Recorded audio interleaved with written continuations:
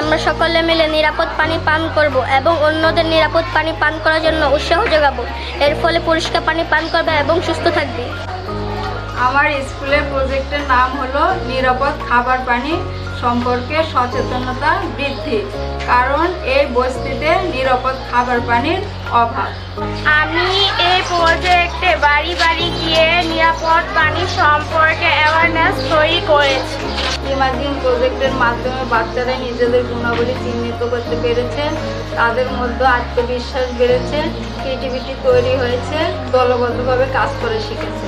আগে আমি বেশি মানুষের সামনে কথা বলতে পারতাম না। ইমাজিন প্রজেক্ট আমার আত্মবিশ্বাস বাড়াচ্ছে।